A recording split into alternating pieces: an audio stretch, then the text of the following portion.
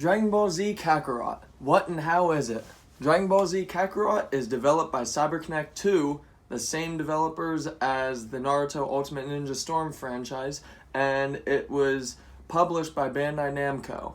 Alright, I'll just get right into it. What and how is it? Dragon Ball Z Kakarot is an excellent narrative inside of really bad repetitious combat. So, everybody knows Dragon Ball Z, the story and everything. It's basically from the beginning of Dragon Ball Z, the Saiyan arc, all the way to the Majin Buu arc. Every single thing in between. And the one thing I can commend this game and the developers for is all the intricate plottings and storylines inside of Dragon Ball Z Kakarot. They took a little story that's just kind of like this compared to the likes of Naruto, and they expanded the hell out of it. Dragon Ball Z Kakarot is not just your typical Dragon Ball Z rehashed storyline. It's the same story arcs in Dragon Ball Z with an expansion of character development, an expansion of side quests, sub-stories, everything. They added in so many expansive features into the story. Okay, you will learn a lot more for the characters and about every single character than you will have before this game.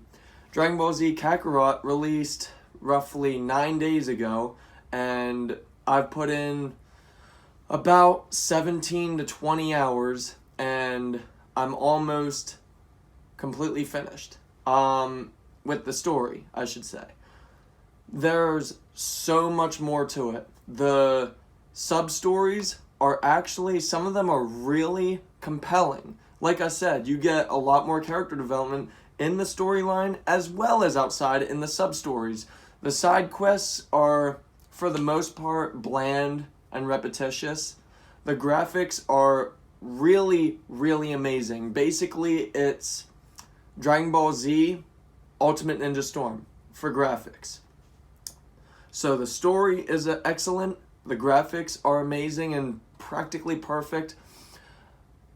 They gave you English dub as an option. Honestly, I would still go with Japanese dub just because, like the Yakuza series, for example, they're only in Japanese dub.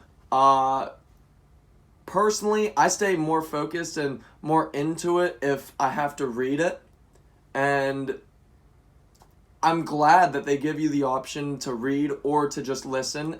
Now, the storytelling of it, half of it is in cutscene, and the other is basically press button prompt for next dialogue. I have never been a fan of that kind of storytelling, but I appreciate it because it's still something that keeps you engaged in the game. Okay, if it weren't for the button prompts, for the dialogue exchanges, you would basically just go to the other room, do something, come back quick, and then you'll have missed some of it. Now, I mean, Dragon Ball is, 20-year-old story, so I'm sure everybody and their mother knows Dragon Ball now, at this point. The graphics are amazing. As far as the dub and subtitles and everything, the voiceovers are glitchy every now and again with the facial animations and the mouthing. That's usual and normal for these kind of games. Naruto Ultimate Ninja Storm is a huge sin for voiceover and mouth patterns trying to sync it together. Although Dragon Ball Z Kakarot is nowhere near as bad as Ultimate Ninja Storm in terms of facial patterns and voiceover. The combat is bad. I'll just get to it. It's awful. It's extremely repetitious. It's button mash. It's terrible. The gameplay in the story, at least, is a spam. Most of the battles in the arc going up to a main boss and then continuing and then the main boss, the battles before the main bosses, easy.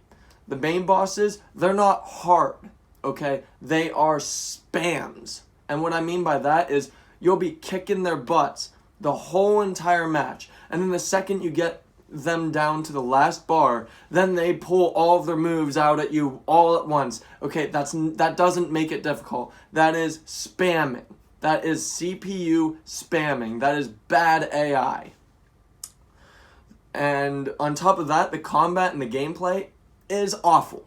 It's bad. If they had put Dragon Ball Fighter Z's combat into Dragon Ball Z Kakarot, hands down, this would have been a 9 or 10 out of 10. But as is, honestly, it's an excellent story game.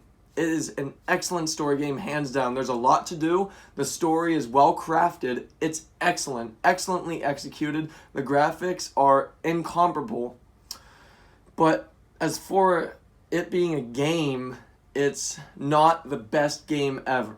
The combat is tediously repetitive, and it's just a chore every now and again. You will die in the main boss fights. You know, they tried to develop it as a Dragon Ball Z RPG, and they succeeded with the role-playing game aspects, but they failed with the gameplay. Okay, you can level up, you can acquire new skills, you can acquire new skills through subplots and mini games, and that's all fine and good, but the combat is tedious. It's bland.